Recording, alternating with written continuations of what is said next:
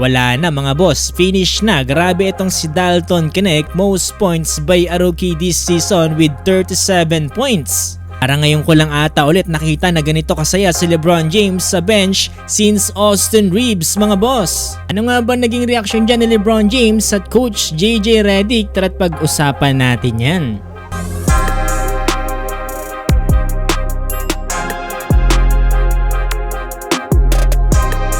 Well mga boss, ang naging laban ngayon dito ng Utah Jazz kontra nga dito sa Los Angeles Lakers ay isa na ata sa merong pinaka-entertaining na pinakita ng isang rookie ngayong NBA season.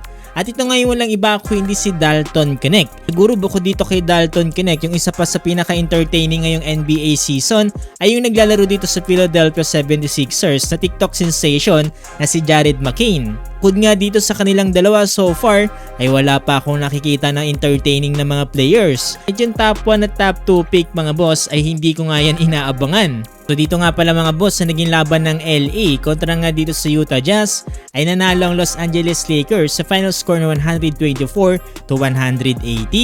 Nanguna dito mga boss ang rookie na si Dalton Knecht na kung saan nakapagtala ng 37 points with 5 rebounds. Pero ang malupit kasi dito mga boss tumira siya ng 9 out of 12 from beyond the arc. Pero kumapit ka na dahil hindi lang yan ang nagpalupit sa rookie na to dahil ang 22 points dito mula sa kanyang 37 points inagawa niya lamang yan with less than 3 minutes dito sa third quarter. Dahil nga dyan mga boss itong bench ng Los Angeles Lakers ay nag-party dahil nga sa pinakita dito ni Dalton Knecht.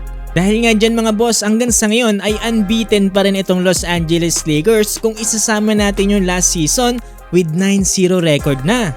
Kahit nga mismo mga boss, itong si LeBron James ay tuwang-tuwa sa batang ito. At dahil din dyan mga boss, etong si Dalton Knecht ang nangunguna dito sa mga rookies sa 3-point made. Tapos nga naging laban na to mga boss during press conference sinabi dito ni Dalton Knecht nagpapasalamat siya dito sa kanilang coach na si JJ Redick dahil hinayaan nga lang daw siya dito ng mag-init sa loob ng court at shoutout nga rin daw sa kanyang mga teammates dahil sa pagsuporta nito sa kanya. Tinanong din dito si Dalton Knecht kung ano nga daw yung pakiramdam na si LeBron James ay talagang nag-cheer dito para sa kanya. Minsan nga lang daw ganito mag-celebrate ng todo si LBJ. Agad naman nagpasalamat dyan si Dalton Knecht lalong lalo na dito para kay LBJ dahil ayon nga mismo sa kanya since day 1 daw ay napakalaki na kagad ng tiwala ni LeBron James dito sa kanya. Ito pa malapit dyan mga boss tinanong si Dalton Knecht kung nagawa niya na nga ba daw to dati yung 6 out of 6 sa loob ng isang quarter. Well, ang sabi ni Dalton Knecht mga boss ay hindi pa daw. Ito pa nga lang niya daw nagawa sa NBA yan. Kaya dito mga boss nagulat ako na napakalaking improvement na kagad ang nangyari dito para kay Dalton Knecht. Na yan din mismo ang sinabi dito ni JJ Redick sa naging interview sa kanya dito nga matapos din ng game. Sa kanya mga boss ay nakitaan niya nga daw talaga ng malaking potensyal itong si Dalton Knecht na magbibigay nga rin daw talaga ng malaking weapon para nga dito sa Los Angeles Lakers. At hindi nga daw siya nagkamali mga boss at ito nga ang nangyari.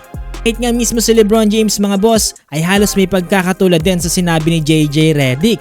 Napakalaki daw ng potensyal nito ni Dalton Knecht kaya naman talaga daw dapat hindi ito sayangin at bigyan daw ng oportunidad.